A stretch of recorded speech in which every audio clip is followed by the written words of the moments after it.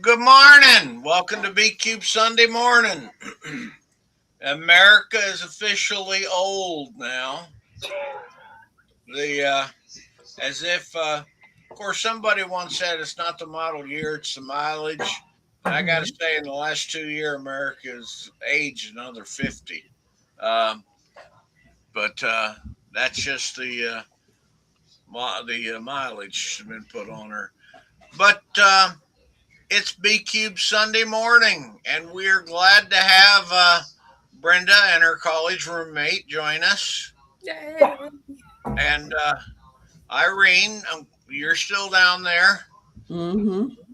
The I am glad you ran out of hair dye. Yeah, I have had some gray hair since I was 19, Hmm. and now it's It's all white. But it's it's very nice. It's a Yeah. good, better than the skunk stripes that some of us do. Oh, yeah. well. So, Hey, I it have a also problem where it I'm sort makes of blonde still, and it's sort of like in some light I still sort of look blonde, but in other light I look very gray. I just don't know what Yeah. color yeah. hair I have anymore. Yeah. Well, it doesn't show the way white shows on black. That's the Yeah. true truth. Hmm. Yeah, well, I was sorting through some photos recently, and I found a picture of me at the age of 4, and it was the same color. Oh, well, but that was blonde then. You were a Yeah, yeah, blonde. I was blonde then. I'll show Yes. you. This is why I And can't cut my hair because it's beautifully black at the ends, but it's Ah. not black at top anymore. So if I cut it all off, suddenly I'll really be gray haired, and so I won't do it. I'm vain enough to not do it. okay. Um, well, Laurie Mann, our guest today, is heavily involved in WorldCon organization. What Um, when I say was, I'm only peripherally involved these days. yeah, She's that's trying right. to age out, but they're not letting her. I am. Yeah.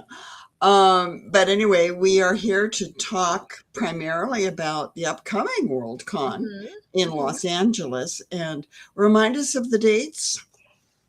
It's like the last week in 5 days of the last week of August. I can get them for you though. Keep talking, I'll tell you the dates. Oh, okay. One of the things is that this is a U.S. WorldCon, and as people possibly know, WorldCons move around, hopefully around the world, and they've had them in China. They have them quite often in Europe and Britain, and occasionally elsewhere. Australia also is reasonably well known, but due to the stuff, I'm willing to bet that this is the last US WorldCon for many years, possibly, for many, many years. And mainly it's because it's parlous for persons from outside the US to come in. And, it's a risk that a lot of people don't want to take. And when people are running a WorldCon, they are working for years in advance, maybe, and they are More. unwilling to take that risk that we'll be sane 4 years from now. Mhm. I So, mean, the WorldCon this year is August 27th to 31st. mhm. Memberships are still available. Hotel rooms are still available. I think it's going to be a really interesting WorldCon. I would say though, the funny thing was last year in Seattle, Mhm. the Seattle committee reported that they still had people from 54 different countries at the Seattle WorldCon. Now, Mhm. some of our friends chose not to go, unfortunately, last year, Mhm. but other people did come. So, Right. On the other hand, you remember there was a guy, he was one of the artists, and he was up for the artist Hugo, and his publisher was going to bring a whole gang of, I think they were Italians or Croatians, something like that. So he was going to bring a whole gang of people, but they didn't dare to come. And finally, only the guy showed up. He didn't dare to bring, the other huge party. Mhm. So that is really a shame. And if things get, the committees don't want to gamble, yeah. and you can't really argue with them. A weird country. Let's not do that. We could just go to someplace where they're sane. You know, Yeah, yeah. who, So next, it's just next, too much money to gamble, yeah, next year's in Quebec. It's right? in Montreal. So Quebec Right, Okay. province, Montreal. Yeah. right. Yeah. And then after that, I think they're talking about Brisbane? Am I remembering it right? I believe it's Brisbane. Well, it's not official yet because, They have to but they're win. the only people right now who are running. It's Right. Brisbane for 2028. Right. So if they win it and then then they'll have to get it up off the ground, which is sort of the reason why we have Laurie on here. World cons do not just appear when you snap your fingers and say, "Oh, we're going to have a World Con." It turns out that there's quite a lot of stuff that has to happen. Yeah. And it is something very like invading Normandy. I have the sense that it's like Not that. quite that bad. But It's not like, baking a cake, and it's not like having a kindergarten party. It is something like invading Normandy, and it takes a lot of sort of back work to do it. Mhm.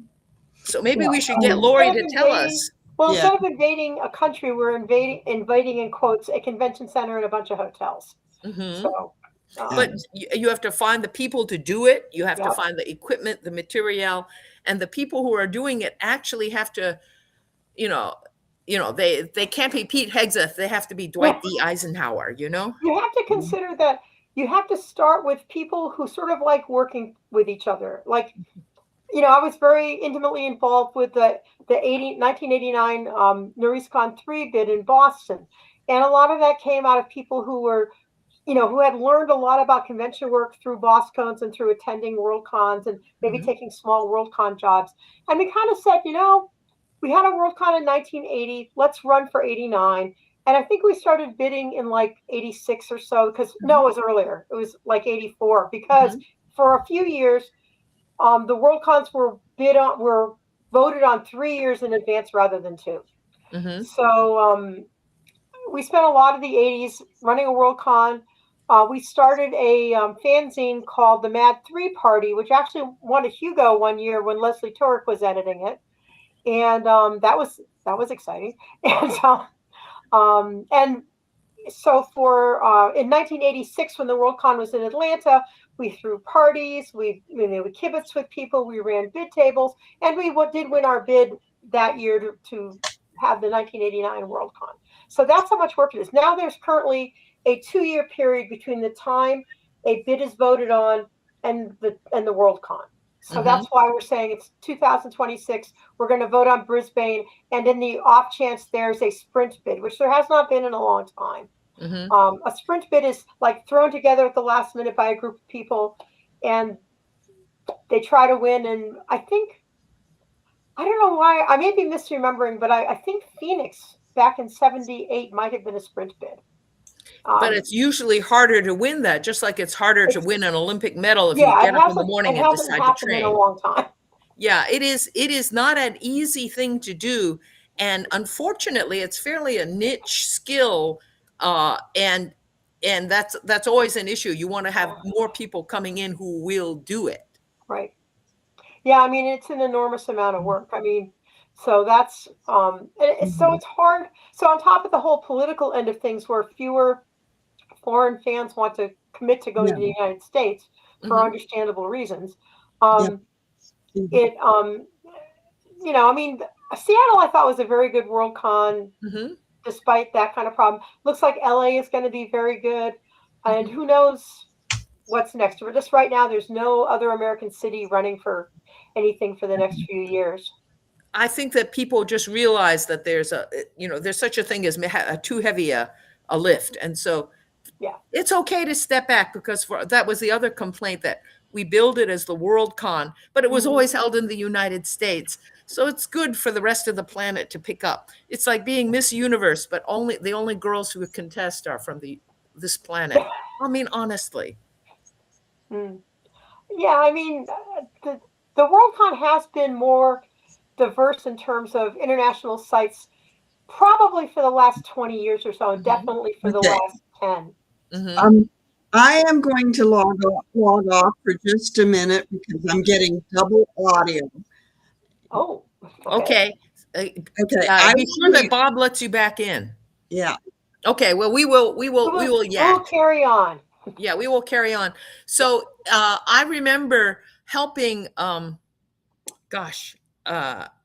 Now his name slips my mind, but we once started a joke bid for Pyongyang, a Pyongyang Worldcon. Oh, I And remember that. Yeah, I do remember. yeah, and I'm trying to remember now the guy who I was helping with. It wasn't Eric Choi, it was the other guy. But we were he was an Asian guy, and he was going to be he was going to be dear leader. And so Mhm. I said, I will find a tight short dress and I'll be your adoring starlet wife. And so we did that through the whole con, dead serious. And finally, one of the, there's always an event that says if you want to have a world con, and it always runs like on Sunday morning early. And they said, if you're serious, Yeah. you should come to this The event. Inquisition. So it was very funny. And we said, no, we're not going to come to this event. Mhm. Yeah, it was funny. They stopped calling it the Inquisition a couple of years ago because it was always kind of a joke, like nobody expects the Spanish Inquisition, blah, blah, blah. But now it has a more mundane name now, like Future Worldcon Bid Discussion or something. Right. But Um, it is I am always impressed with the number of people who are dedicated in running it, and the number of like volunteer. Oh, it's all volunteers, by the way. Yeah. Nobody gets paid. Yeah. And that's where it's really the number of people you can get to sign up to do this is dazzling. Well, roughly, and this varies. Mhm. Roughly 10% of the people at the con are volunteering in some capacity. So if you have 5,000 people at the Worldcon, generally you have 500 people in various roles behind the scenes. Mm-hmm. It is, and some of these things are really technical and complicated, and it's gotten more technical and complicated as time goes on. For instance, the virtual component that's now necessary for the conventions, somebody's got to be running those, getting the camera up and getting that onto the website, and it's zooming, and everyone has to be able to see and hear. And when the panelists respond, it has to go like into the mic and out into the. So there's a lot of fairly complicated things that have to happen, and it gets more and more complicated every year. Yeah, with the virtual panels and events and stuff, in some ways it's the things you mentioned, like setting up the cameras and making sure it goes up on the web and all that. That's something you set like once a day, and usually it's fine, What the trickier thing is handling audience questions. You need to have a person in the room, which With a you mic. typically in a program don't need to have. So you need at least one person in the room to monitor audience questions. And there's something else. Oh, I know. You also need a person online.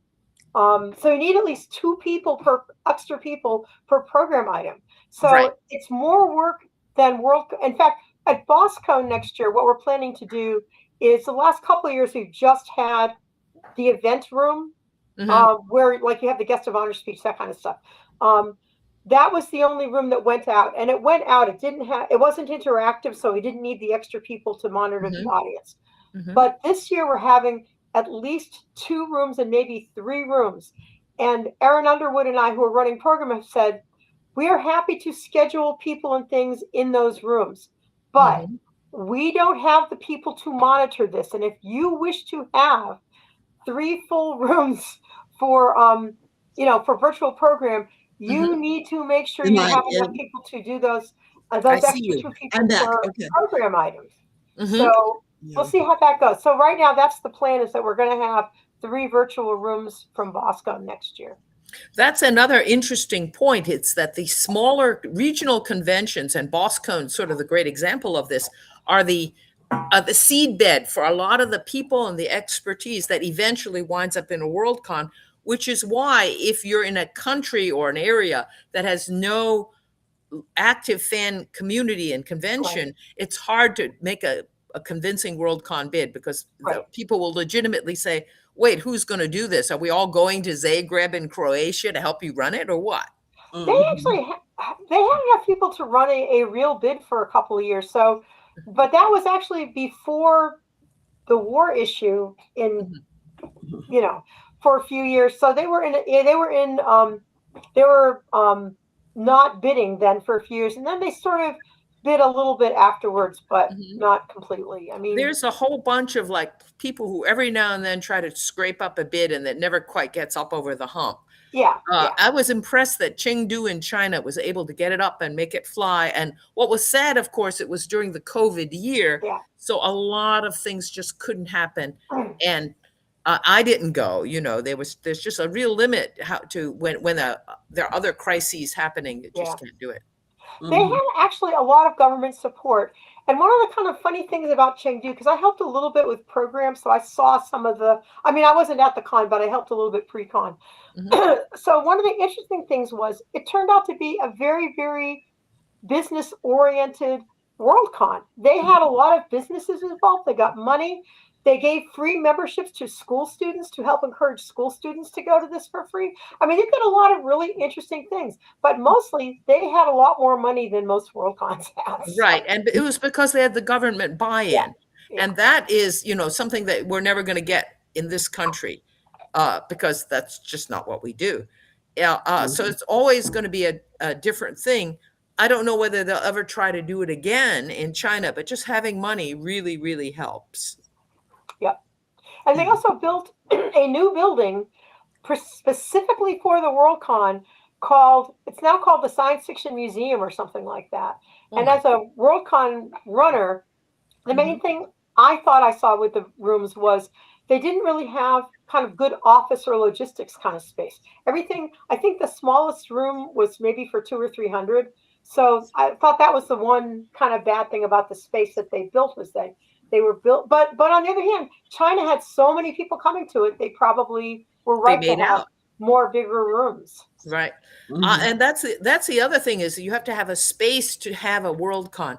They say, Phil, that we'll never have a Worldcon in Portland, Oregon, because although they have a convention center, they don't have enough hotels around it to accommodate the number of people who are coming to a Worldcon. It would wind up being like in Dublin where there was a convention space, but hotels were not very near. Yeah. I ran into that in Denver. And it's fact, rough. I opted out of going to Denver because 6 months out, the closest hotel was 2.5 miles from the convention center. I ran the website and tracked hotel, the day they opened hotel bookings. And I think some hotels were sold out because Denver had a lot of little 50 rooms here, 100 rooms there, that kind of thing. I think we were out of 2 of the closest hotels the first, by 4 in the afternoon. Oh my God. Jim and I stayed in a courtyard. It was a half mile away, but then you had to walk another half mile in the building. Yeah. Remember that building was really long and you kept going on and on. And not everybody can do that, or maybe they can't do it anymore, Yeah. Yeah. And, another city that has an interesting site. Some people in Cleveland were thinking about putting together a Worldcon bid a few years ago, and they sort of asked us, Jim and I, if we wanted to be involved. And we said, we really don't want to bid, but we're happy to help evaluate your space if you want.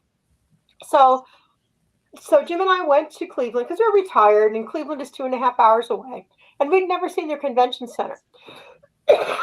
So we got to the tour, and only 3 people had shown up, and we thought, this is a really bad sign. You can't run a Worldcon bid of 3 people. But we did a whole tour, and frankly, the convention center is outstanding. It would be a really nice space for a Worldcon. The lake is 200 yards from the convention center. And if you have a private plane, there's an airstrip next to the lake. Yes, Bill Gates, you could come. Yeah.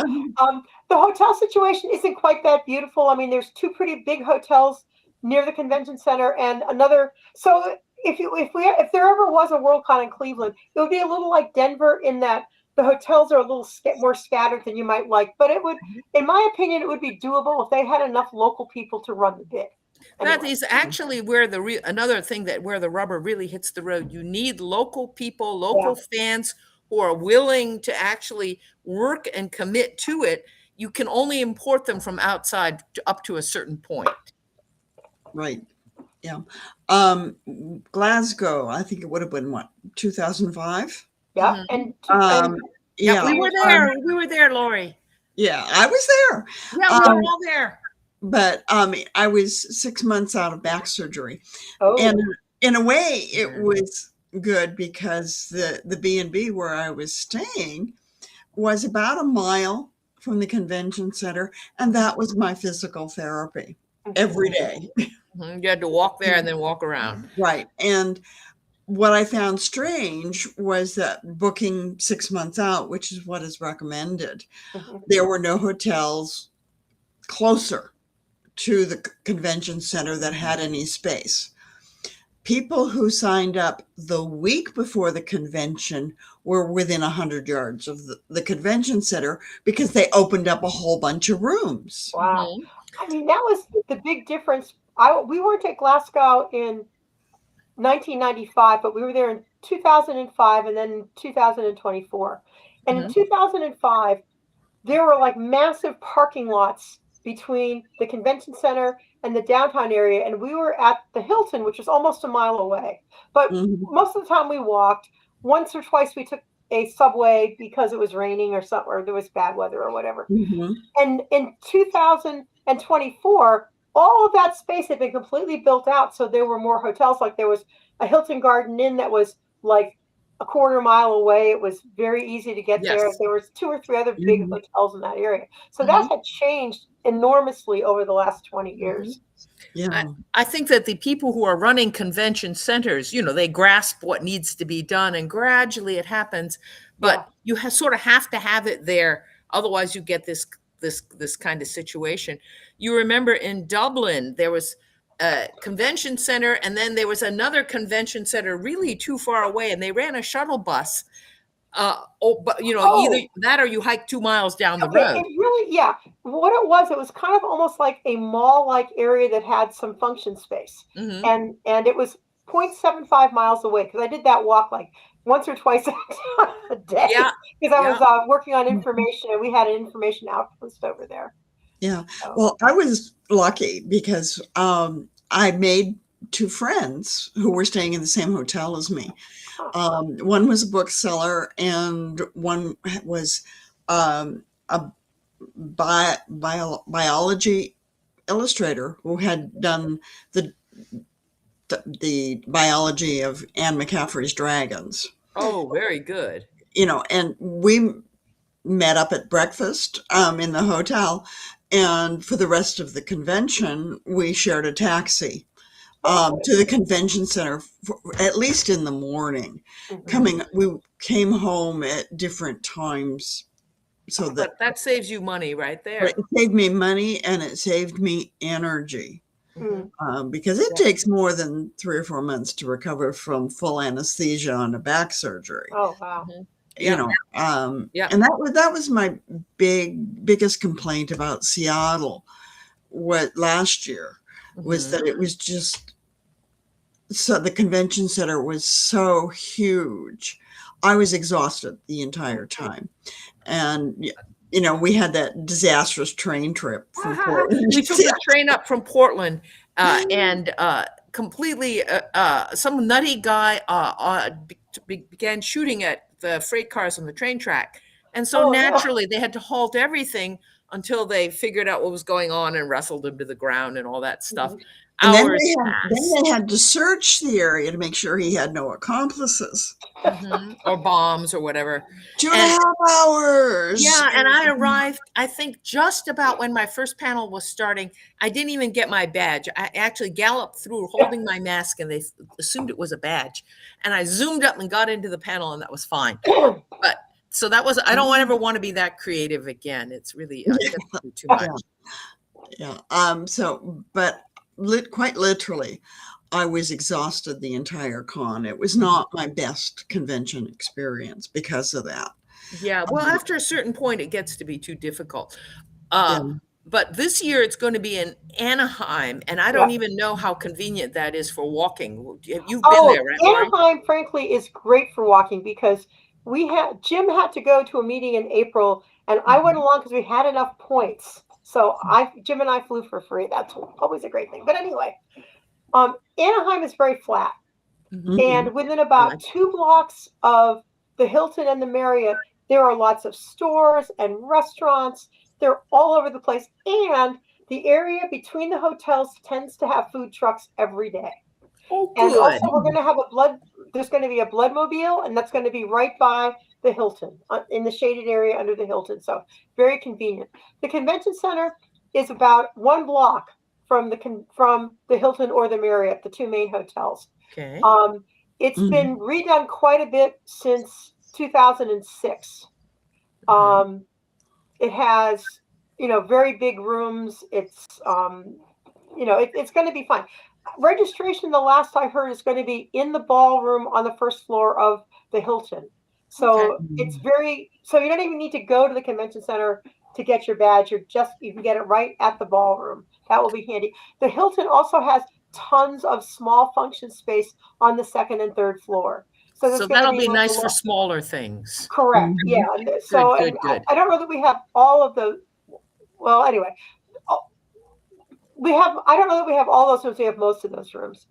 And the convention center, really, I know. We also took a look at the events area, and that's almost exactly the same as it was in 2006. So some things never change. Yeah. Good. And of course, California, Anaheim, Disneyland. So there's a whole, it's not like you're going into the wilderness here. Yeah, the part of Mhm. Disneyland that is free and has restaurants, that's about 1.25 miles from the hotels. Mhm. So it's either a cheap cab, or if it's not too hot, it's not a bad walk at all.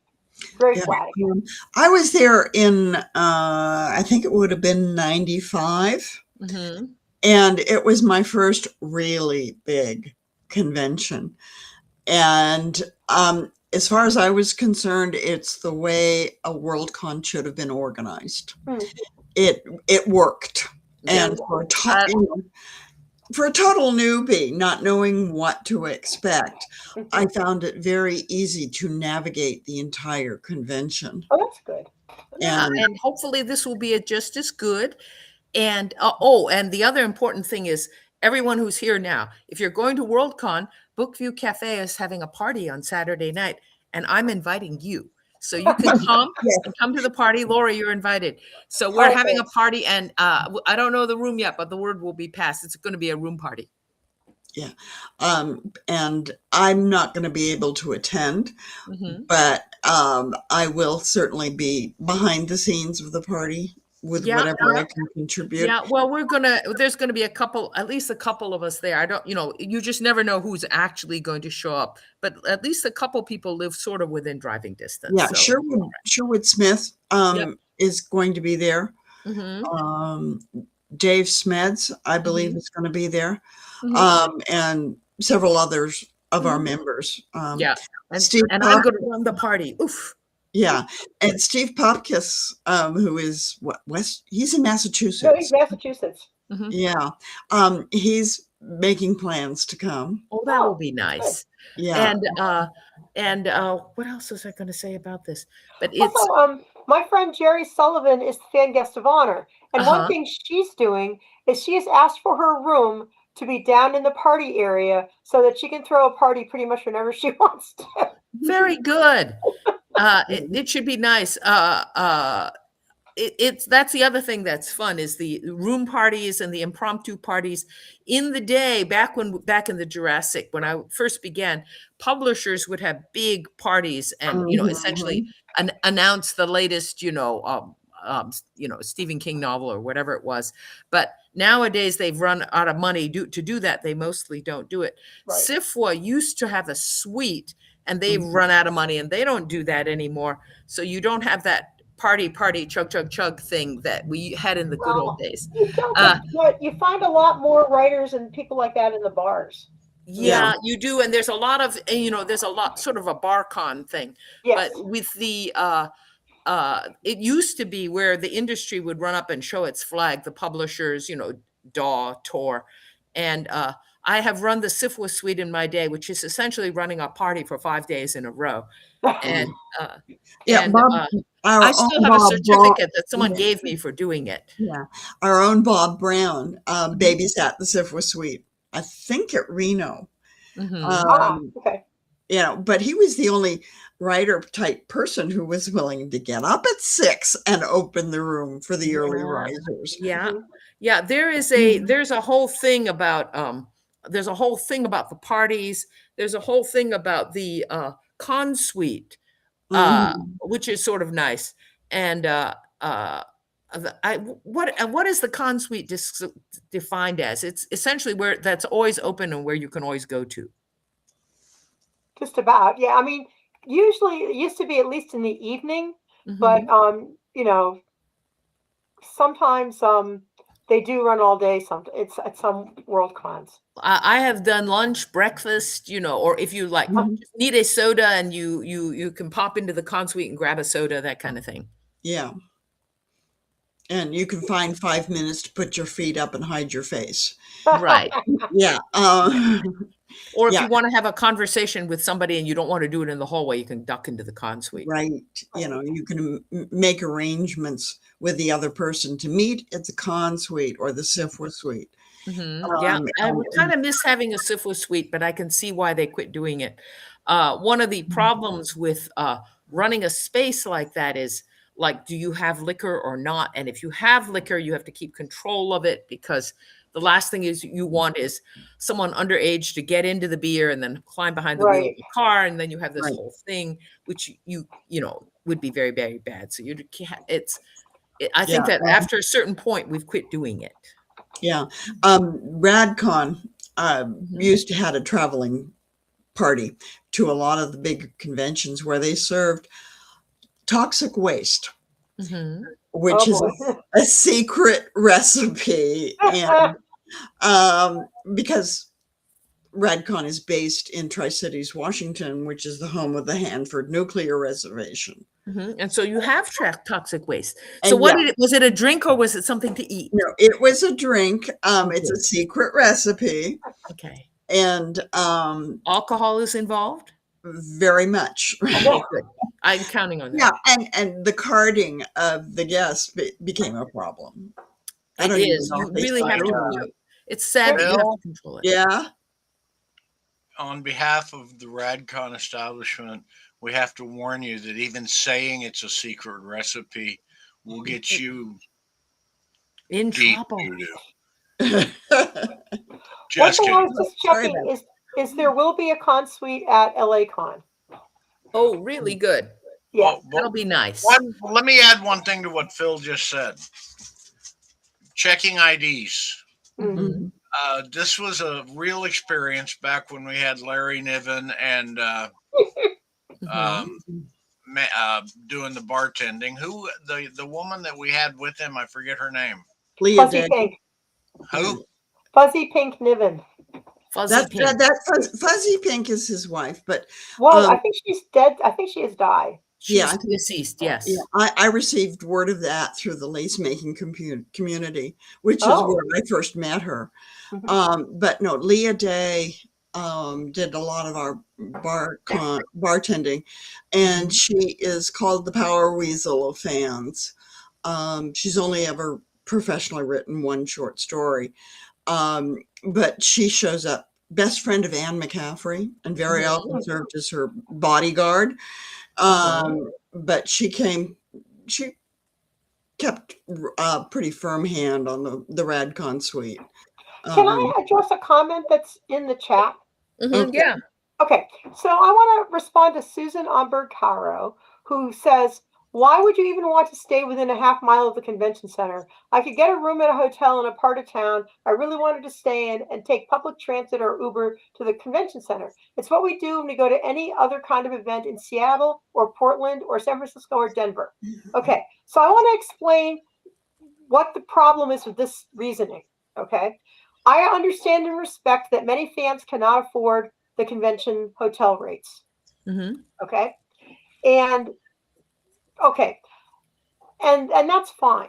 The issue is when a convention takes space in a hotel, they need to achieve a certain number of room night sales. Mhm. And when everybody says, oh my God, this is too expensive, I'm going to go stay someplace else, that means you can help make the convention go bankrupt. Isn't that nice? I don't want to help the convention go bankrupt. Mhm. I have almost always, except for maybe one Worldcon, gotten a room in the hotel Mhm. that where most things are going on, because Mhm. that's my way to help support the Worldcon beyond my membership and Mhm. working anyway. Yeah, and So and that issue has actually sunk some organizations in the yeah. day. You remember, I think this is why Romance Writers of America tanked, because if you Mm. sign up and you say, I promise to produce this many butts in the seat and room things, and this Mhm. fails, you Yeah. lose a big chunk of money, and a organization like that usually lives from year to year. You can't survive. RWA is gone. Yeah, there were other issues in that and their demise, but Yeah, yeah, money was a big part of yeah. that. The convention commitments was a big thing. Yeah. Yeah. Yeah. So Yeah. so WorldCons just don't make money from your membership. They make money from advertising in the program book. They don't make money from room nights in the con hotels, but it helps to keep them from losing money for you to stay in the convention hotel. And Mhm. I always try to stay as close as I can, simply because of mobility issues. Yeah. Yeah. It's too onerous and stressful in a strange city to commute in. I don't know the roads. If you're out in the boondocks, to get a taxi is unfun. And there's one of the whole issues of going to a convention like this is the professional and personal contacts. And if you can be there, you can spend as much time as you want having a heart-to-heart conversation with Larry Niven, or you have that serendipity. Whereas if you have to go, to get back to your room by whenever it is, then it is much less easy to do that. Hmm. Mhm. Yeah. Mobility is my prime issue Mhm. now. I've negotiated Seattle with a cane, primarily because taking a walker on Amtrak was just not feasible. Hmm. And um, like I said, I was exhausted the entire time. Um, but so now, if I can remember to do it, I'll do a virtual con. And one of my friends is setting up and organizing the virtual con, and so it's very becoming more and more viable to do a con on your computer. Well, the I think nice thing about that is that you can get over completely the mobility issue, and Yeah. even like the I can't afford to fly here from Australia issue. Mhm. It's virtual, and so it's much, much cheaper than a plane ticket. Yeah, Yeah, I think and also I have mild mobility issues and I've had a cane. I Mhm, still have a cane, but I don't really need it unless I'm in an area with a lot of hills. mhm, And like I said, Anaheim is flat, so I think I'm going to risk leaving my cane home for WorldCon mhm, because I don't think I'm going to need it. So, mhm. Yeah, but if they were having it like in Rome or something, then you would definitely bring your yes. yeah, Well, Lisbon, we're going to Lisbon in the fall. I know I'm going to need it there. So, yeah, bring it with you. That oh Egypt, yeah, Europe is really bad for ADA compliance. yeah, yeah. I The think other thing you can do, and at some point they're going to might want to wrestle with this, is you can rent a walker where in a destination and have them deliver it to where you need it to be. There's an entire set of businesses that do this. I discovered it fairly Yeah. recently. yeah. In Seattle last year, Amy Thompson was using a mobility scooter, Mhm. and on my phone, if I can ever get my phone charged and running, I have a picture of the company. It's actually the keychain for the key that starts the scooter. Mhm. And she just rented it for the weekend, picked it up at the hotel. Mhm. Yep, they will deliver Yeah, and do they'll a lot of deliver. good things. So there's sort of like businesses that meet your needs. If you need to do that, you don't have to drag it on the airplane. Yeah. But gets more and more complex the more items you throw into this, and that's Yeah. why sometimes it's just easier to be close to the convention, and all of these things fall away. Hmm. Right. There's such a thing as false economy. You can do it Yeah. really cheaply and make it much, much harder to have fun. And Mhm. I'm a writer, and when I go to Worldcon, one of the things I'm hoping to do is to promote books and to find new outlets for books. I've written a book that I don't think that I can easily place, so I have to find somebody. We'll have to see how that'll work out. So it's a good place just to do stuff, to get stuff done, and Mhm. and that makes it as a business thing, it starts to become worthwhile. Right. And the walker can be a pack mule. Oh yeah, yeah. You can hang things onto it. Bring carabiners. Yeah. And so, don't let it be an issue unless it truly is an issue for you to manipulate. Mm-hmm. But anyway, that's Worldcon. We got 20 minutes. Yeah, I'm So, keeping an eye on my time. I have to be somewhere. yeah. I So was going to mention one cool thing they're doing at Worldcon this year. Mm-hmm. I can chat. I was going to put it in the chat because I have a URL for it. But anyway, there's going to be a concert of anime music. One of the nights. How cute! Yeah. There have been a few other concerts in the past because Vincent Doherty's parents are active in orchestras, and he had ties all over the place. So he organized 2 different symphony concerts. I think they were in Dublin and in Scotland, but I know one was in London. That's right, one was in London. Yeah, I'm trying to get the. Is there some reason I can't put a link in chat? I don't know, man. mm-mm. That's weird. There should This be a chat way. is different from what the kind of chat I'm used to. Let me see if I can go over here. Nuts. That's not doing it. Okay. Anyway, go ahead. Change the subject. I'm sorry, but if you go to the lacon.org, you'll find if you scroll down, you'll find a link with more information about this. Yeah, Okay. I can't find it here. Pooh. And, Okay. one of the things I've loved about other Worldcons is that they have very often the filk music Mhm. has its own little separate wing, Yeah. And they sometimes have major and interesting dramatic things. The live girl genius radio dramas, or sometimes they're outright plays or musicals. Somebody just gets their bit between their teeth and they stage something. It is can be very, very creative. Mm-hmm. Yeah. But the fact that the Filk group has their own little set of rooms, Mm-hmm. they I noticed that. They can run their individuals or group concerts are running all the time, almost continuously, for, late into the night, because the free and open Filk usually goes on till 2 a.m. But I was amazed at the number of musicians who just move from the microphone up front to the drums in the back or the guitars on the side. And it's just a different focal person. And all of the other musicians are helping. It's a wonderful experience. It is thrilling. Yeah. I truly hope Alexander James Adams is able to make it again this year. I don't know what the finances, but he's just recently moved back to Greater Seattle area. The other thing to mention is there's other stuff like the art show is a major thing. In fact, the art shows are popular enough that they started a separate convention that was purely art show, purely for science fiction artists, Eluxcon, and it's in Pennsylvania. I think it's in Reading this year. Yeah. And it is for people who, it's so there's so much stuff going on that it's not just books, and it's not and sometimes movies. Sometimes movies. There's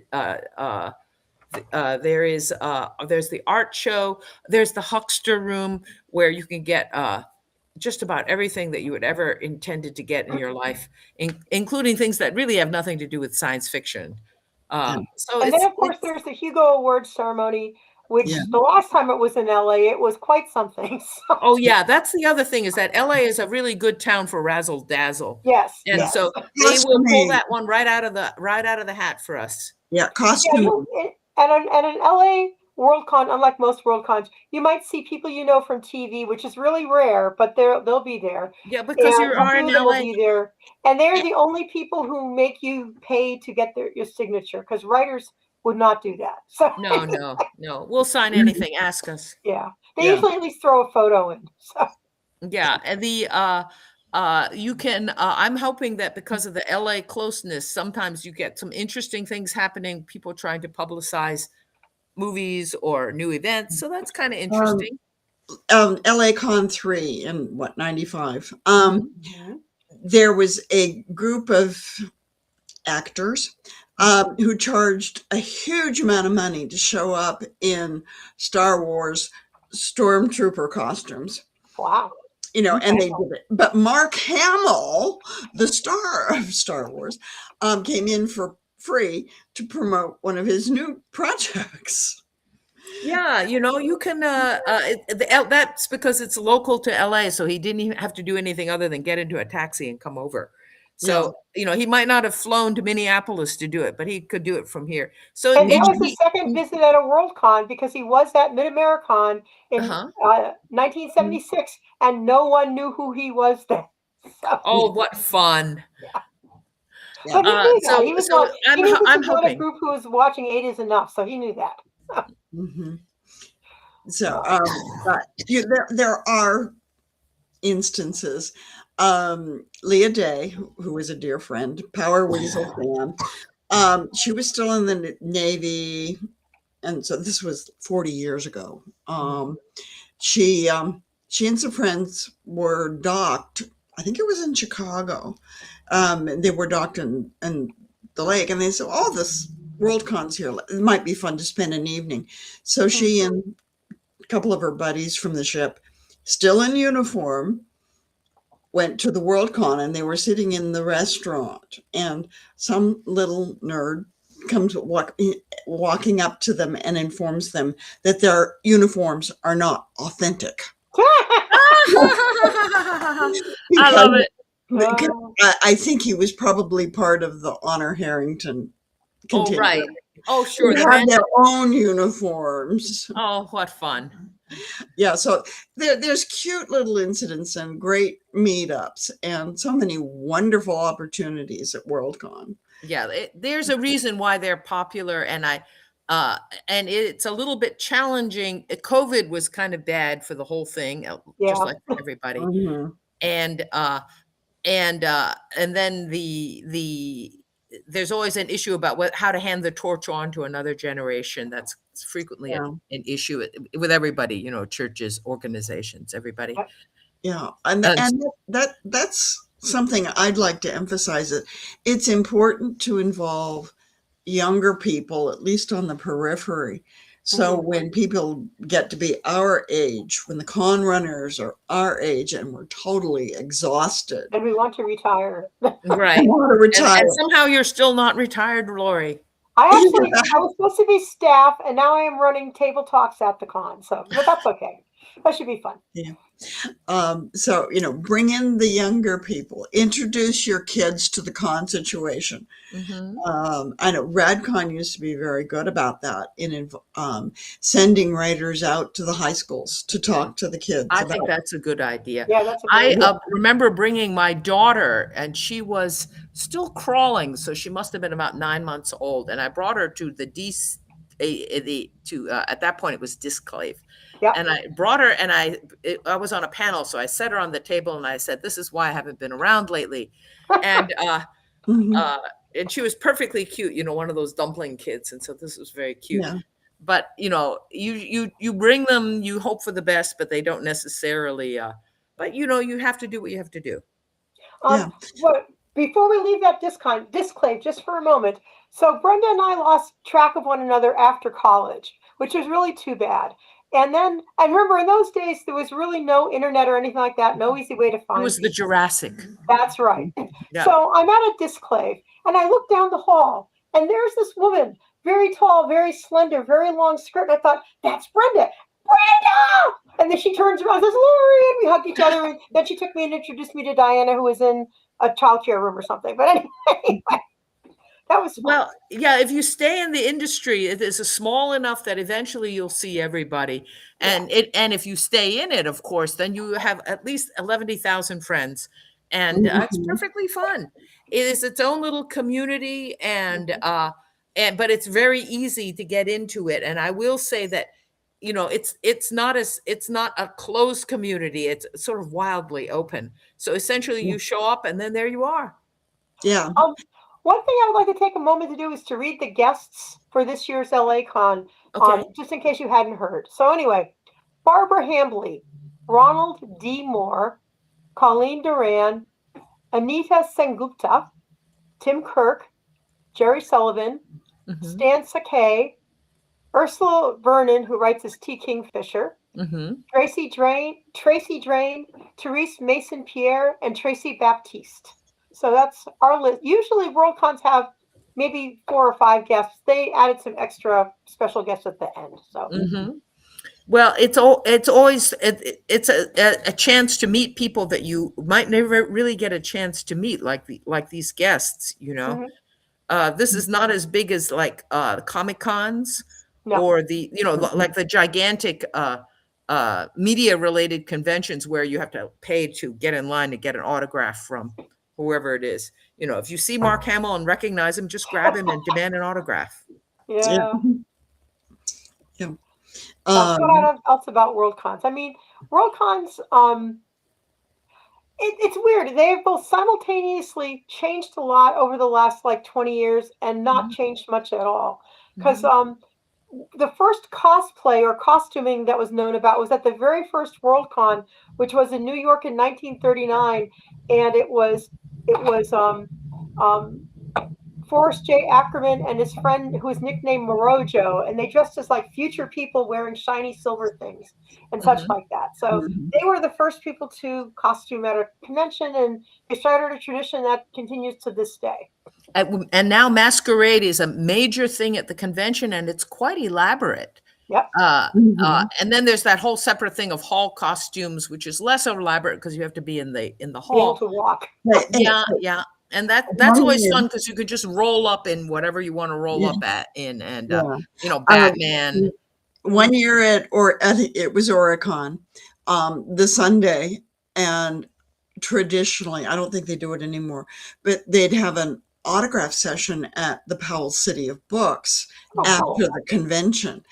And because it was an opportunity for a lot of out-of-towners to give autographs. Yeah, Powell's is amazing. Yeah. But anyway, so I was dressed professionally. So, blazer, frilly blouse, plaid skirt. And because I was going directly from the con to Powell's, and I got a hall costume award. What will you be? What was the character you were being? I don't know, but I was, it was Nancy Drew. Miss Marple. I don't know, but it was just they admired the professionalism of the outfit. Anything can happen at a convention. And there's some really good stories about things that happened at Worldcon. Jello in bathtubs, No, wait, that was really creative. I'm not sure that was at a Worldcon. Wasn't that at a Disclave? I don't know, but it was involving green Jello in a bathtub. Yeah, and some people, at least one person who is still very well known today. Yeah, and it turns out that it does clog the plumbing. Just so you know. Yeah. And I don't know which convention it was, but Sharon McCrum writes cozy mysteries, one of which happens to be Bimbos of the Death Sun, which takes is place at a convention. Yeah, very funny.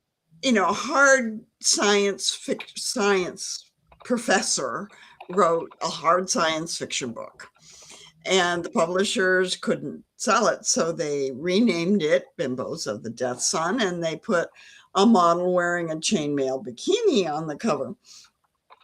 And it sold like hotcakes in the science fiction community.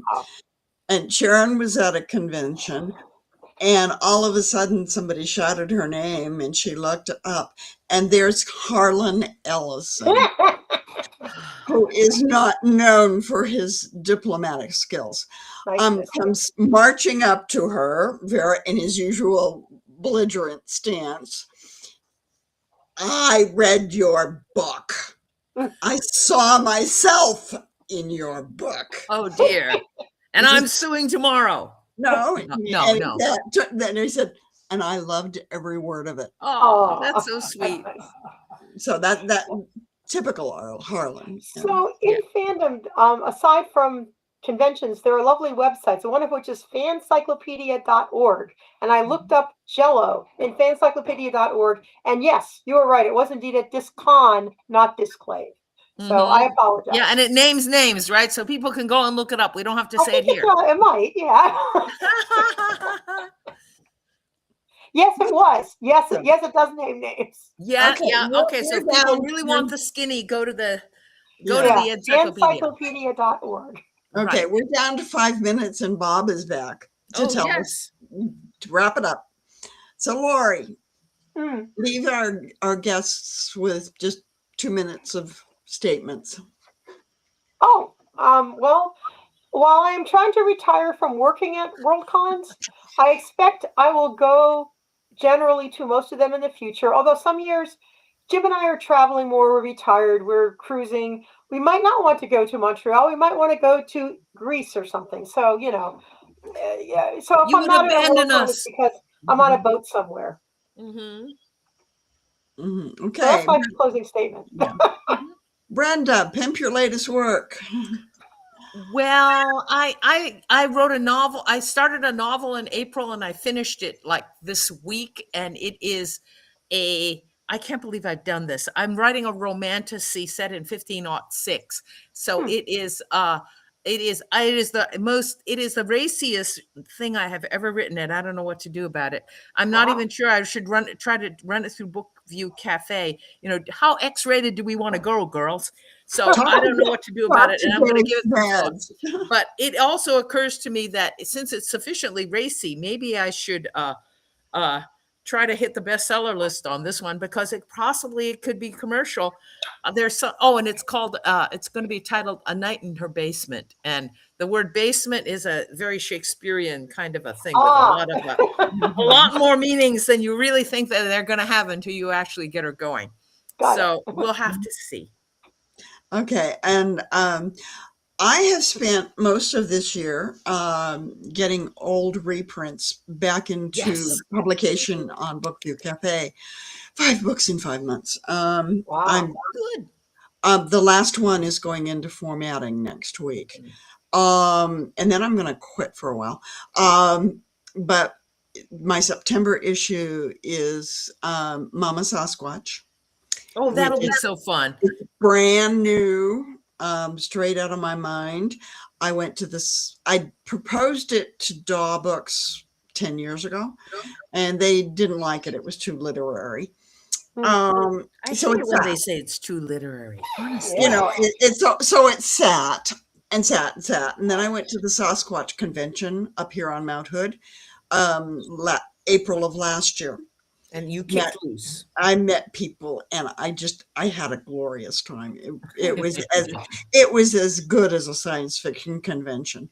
But anyway, it got me fired up. I dug out the old proposal. I wrote the book.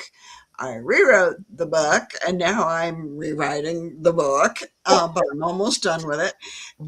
One of the artists at the convention, who sells primarily T-shirts and mouse pads and car stickers and that kind of thing, I leased one of his prints, and cover. It's Maya Bonhoff is doing my cover. She's done a rough draft of the cover already. And I'm really excited about it. In fact, I'm wearing a Bigfoot T-shirt. I didn't get it at that convention. I got it at the Zigzag Inn, which is one of our local restaurants, and they have a Bigfoot out front. And but anyway, that's my big project. But when Mama Sauce is done, I will sit back for a bit, and I've got 3 more dragon books and the 2 Walk the Wild books, and I'm under pressure to write the 3rd Walk the Wild book. But since they're short, 65,000 words each one, the 3rd book is gonna be combined with the first 2 in an omnibus. Okay. May I plug something really quick? I just remembered. At the end of July, in 3 weeks from this weekend, is Confluence, which is a good local convention in Western Pennsylvania, just outside of Pittsburgh. Andy Duncan is our guest. We have a lot of program, and we have a lot of music. Those are kind of our 2 things. And we have a nice con suite as well. So if you're in the Western Pennsylvania, Ohio, West Virginia, and you just want to try a different little small convention, try Confluence. And if you go to confluence-sff.org, you'll find our website. Great. Back to you, Bobby. I'm still napping. Oh, You got 10 Yesterday seconds. evening, my neighbor came to say, "Hey, we'd like to put some fireworks off in the street." And there's already 20 cars parked at a house party across the street. And I said, "Well, what do you got?" And he says, "Oh, I got 5 cases of mortars." Oh my God. Wow, that's a lot. And I locked the dogs in the house, and then I went out and sat on the front porch, and sure enough, they had 5 cases of mortars, and they at the angle they were releasing them, they were going off directly over my house. Uh-oh. Oh, wonderful. I had a metal roof, so it's not a big deal. But the so the 4th of July was interesting, and all I could think was the same guy one year had actually knocked his mortar over, and the mortar landed in the neighbor's arborvitae. Mhm. Okay. And you're in the very dry part of the state. Yes, I am. And I tell you what, though, I still like to think that it's happy 4th of July, happy birthday to the country. And if any of you are dancers, when Trump proves that he can get a larger crowd than the Ayatollah, you know, and they cremate him and spread him out over Arlington because he thinks he deserves it, I'll be out there with my little shop vac, vacuuming up pieces, casting a brick, including that brick in a dance floor, and then I'll be inviting all of my friends to come dance. Oh, So you all make plans for being there. And by the way, we also want to say congratulations to Donald Trump for his $2.2 billion worth of graft and theft from the American people that we know of. That we that know. we know of. And It we're is- going to claw it back, baby. Yeah. yeah, and it is, I don't know if it's record setting, but it just shows that we underestimated when we said he was a complete fool. He knows how to do what he knows how to do, and that is to steal. Yeah. Mhm. Sad but And true. so that said, I couldn't let the day go by without marking the $2.2 billion Grift.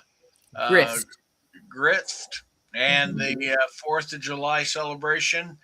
And one thing, were any of you watching when the dancers were performing and that chunk of the stage, the No. arch above fell?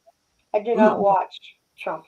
Okay, well, earlier in the day, a big chunk, a body crushing chunk of I saw that the picture online. I saw, yeah.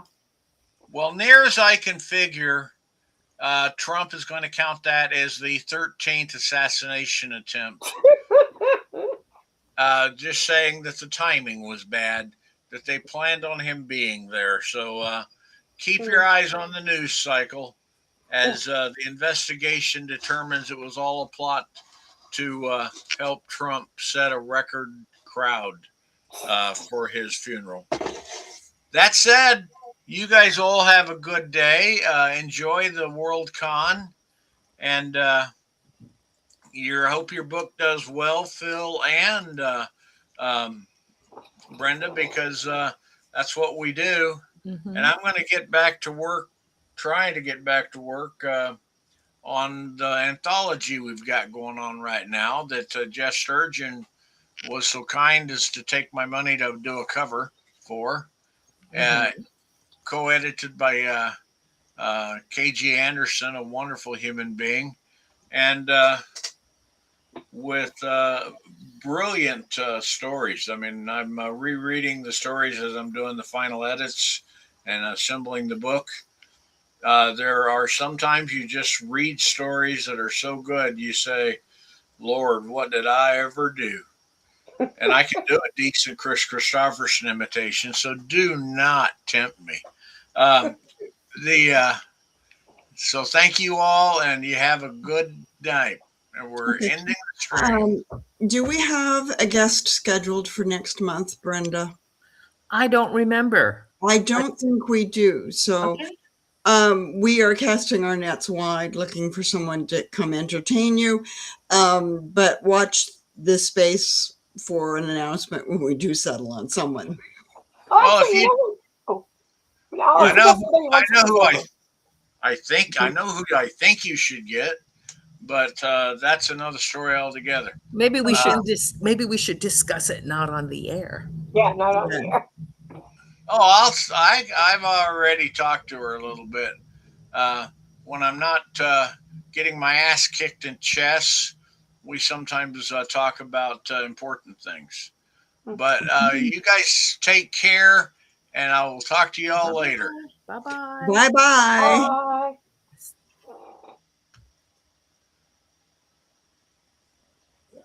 Just waiting for Bob to. The live, yeah, live is still on. Okay. Yeah, the on-air sign is still on, Bob.